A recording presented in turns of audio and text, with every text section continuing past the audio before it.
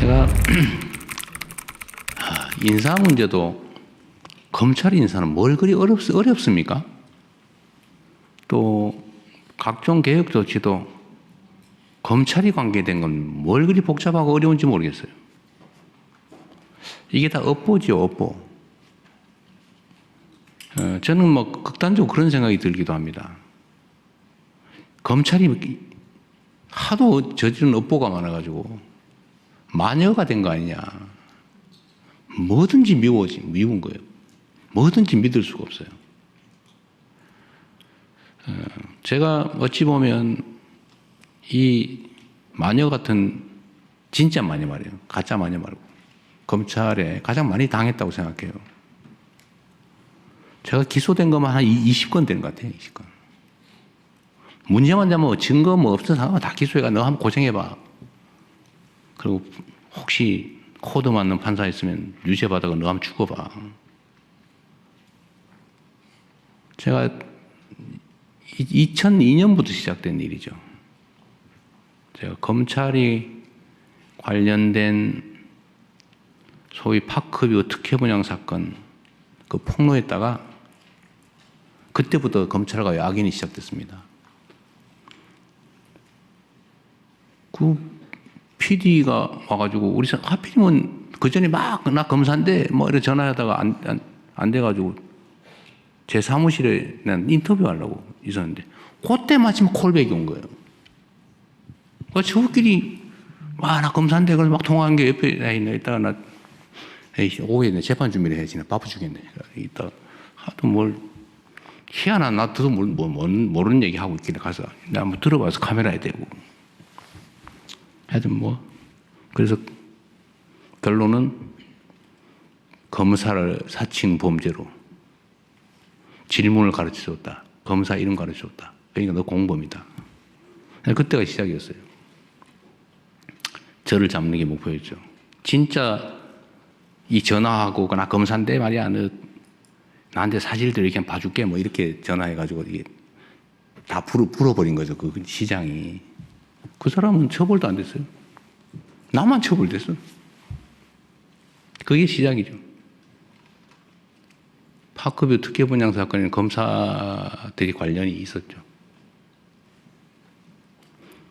대장동. 그 검사들이 해먹은 거 아닙니까? 한 패로. 하여튼 큰 부패 사건에는 검찰이 들어있더라고 보니까. 내 경험으로. 그래서 그 악연 이후로 뭐 건수만 되면 기소돼가지고 다행히 이 법원에서 무죄를 제가 무죄 받은 것도 참 많아요. 그 살아남아서 여기까지 왔죠.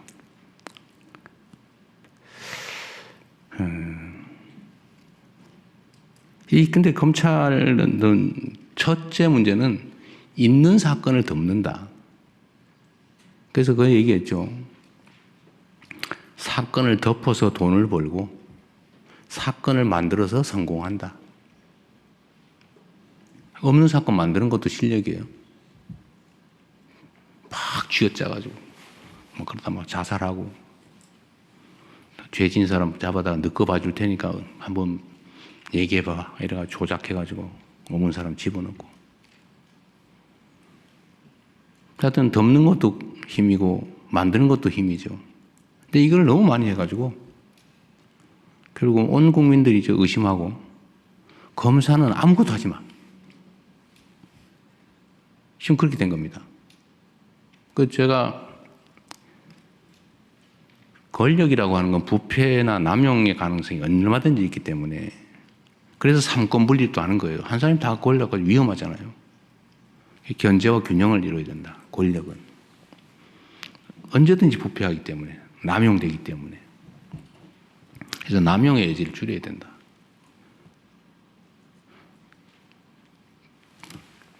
수사와 기소를 분리해야죠. 기소하기 위해서 수사를 하거나 수사를 합리화하기 위해서 기소해가지고 안 되는 거 알면서 가짜 증인 압박해가지고 유죄 만들고 이러면 안 되잖아요. 분리해야지 당연히. 이거는 대원칙이죠. 원래 그렇게 하기로 했으니까. 그런데 그러면 이거를 예를 들면 그런 거예요. 그러면 공소청을 만들면 검찰청이 아니라 이제 공소청으로 바꾸기로 했잖아요. 그건 뭐 법률상 가능하니까. 중수청, 공소청. 공소청의 책임자 이름을 명칭은 뭐라고 할 거냐? 공소청장이라고 할 거냐? 검찰총장이라고 할 거냐? 공소청 안에는 검사들이 일하는데. 근데 헌법에 검찰총장이라고 써져 있어요. 헌법에. 검찰총장이 뭐 한다. 검사가 뭘 한다. 이렇게 써져 있어요. 근데 그거를 헌법에 어긋나게 검찰총장이 없애버리면 됩니까? 그런데 검찰 안 돼. 검찰자 쓰지 마. 공소청장이라 해야 돼. 지금 이러고 있잖아요. 못 믿겠으니까. 미우니까. 의심되니까. 그 의심이나 미움이나 이거 다 이해하죠. 그러나 법을 체계를 어길 수는 없다. 예를 들면. 근데 그런 걱정이 있는 거죠. 보완수사 얘기. 저는 보완수사를 안 하는 게 맞다고 생각해요. 그러나 예외적으로 필요한 경우가 있어요. 공소시효가 이틀밖에 안 남았는데, 예를 들면, 송치가 왔어요. 이틀밖에 안 남았어. 간단하게 어디 물어보면 돼. 예를 들면.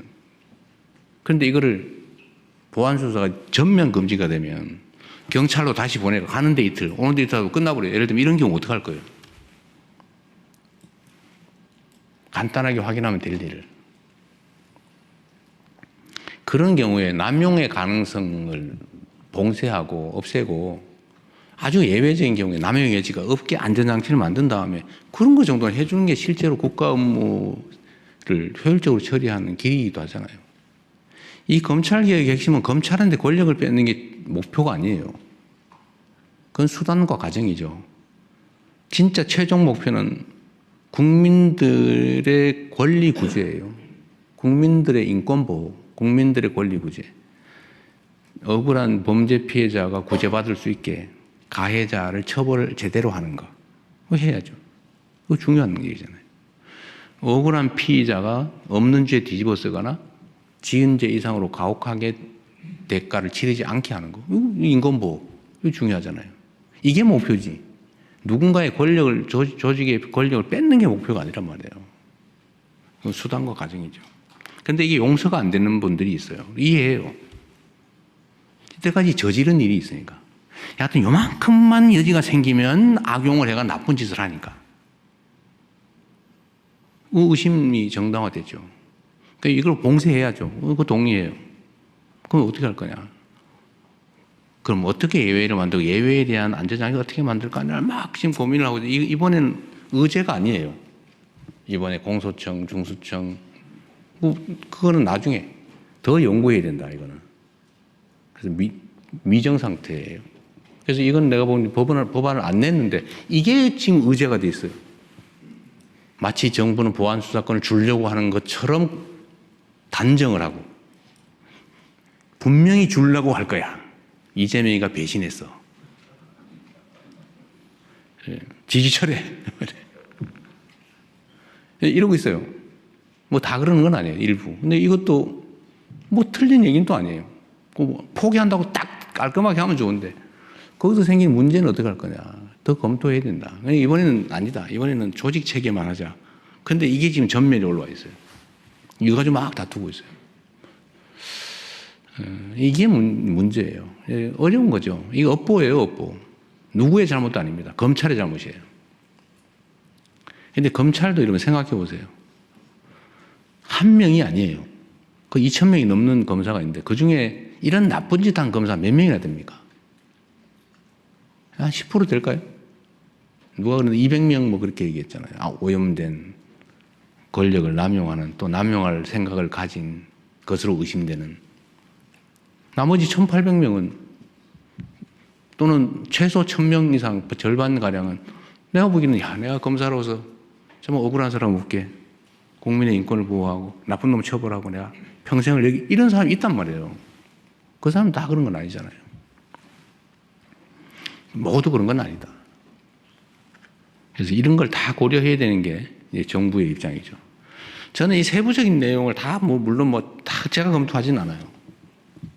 그럼 물론 보고는 봤지요. 이렇게 얘기하고 있습니다. 그래요. 정부에다 맡겨놨으니까 얘기를 하고 정부안이 최종안이 될 수도 없잖아요. 입법은 국회가 하고 분명히 논쟁이 막 벌어질 텐데 그렇다고 해서 그 논쟁이 두려워서 그냥 검사의 모든 권력을 완전하게 뺏는 방식으로 그렇게 해놓으면 나중에 책임은 어떻게 질 건데요? 정치는 그래도 되죠. 정치가 자기 주장 막 하면 됩니다. 그러나 행정은 그러면 안 되죠. 책임이 더 크죠. 그래서 이 검찰개혁의 최종 목표는 인권보호와 피해자 보호에 있다. 법과 질서를 정의롭게 지키는 데 있다. 이게 여기에 가장 합당한 길이 뭐냐. 남용의 가능성을 봉쇄해야 된다. 오케이. 그러나 효율성이 제거돼서도 안 된다. 그게 뭐냐. 머리 아프죠. 어떻게 알아 그걸. 시뮬레이션 엄청나게 해봐야 돼요. 모든 남용의 가능성을 다 검토를 해가지고 다 봉쇄해야지. 의심스러우니까. 과거에 그랬으니까. 그래서 그런 면에서 당이 해라, 당이. 당도 집권 세력의 중요 부분이잖아요. 정부도 마음대로 하면 안 되고, 그래서 수기하자. 시간을 충분히 갖고. 대신에 감정적으로 하지 말자. 또 감정적으로 하는 분도 이해를 해줘야죠. 내가 당한 게 얼만데. 나라 망할 뻔했다. 이재명 죽을 뻔했다. 저 죽을 뻔했잖아요. 수없이 있었던 온갖 그 계기 중에 단 한 개라도 어그러졌으면 저는 죽었겠죠. 구속영장이 발부됐거나 유죄 판결이 났거나 아니면은 법정 측면에서 본다면 또는 또 고등법원에서 신속하게 선고해가 대법원에 넘겨서 확 기각해버리거나 이틀 만에 이틀 만에 파기환송도 하는데 하루 만에 기각은 못 하겠어요? 고등법원에서 판결 그냥 그 당일 선고해버리고 대법원에 하루 만에 넘겨서 그날 선고해버리면 끝이지 뭐 어떡할 건데. 그러려고 했던 거 아니겠어요? 그러나 어쨌든 국민들의 힘으로 살아남았죠. 근데 그 과정을 겪은 이 검찰이나 아니면 이 잘못된 사법제도에 대해서 피해 입은 국민들이 가진 그 엄청난 불신과 그 어쩌면 증오, 그것도 이해를 해야죠. 그런 것도 다 해소해 나가야 된다. 그리고 사법에 대해서도 내가 얘기 나왔으니까 말씀드리는데 저는 불이익을 받은 것도 있고 혜택을 본 것도 있지만 혜택 본 게 훨씬 많아요. 여하튼 결론적으로는 전에 2018년에 4건으로 기소됐다가 잠깐의 우여곡절이 있었지만 결국 법원이 다 무죄 선고해서 살아남았잖아요. 그리고 법원은 그 후에 전 정권에서 벌어진 일도 보면 여튼 위증교사도 저는 참 기가 찰 일인데 그 무죄 선고 났잖아요. 선거법도 우여곡절이 있었지만 항소심에 무죄 났잖아요. 구속영장도 분명히 100% 구속될 거라고 봤는데 기각돼서 살아났잖아요.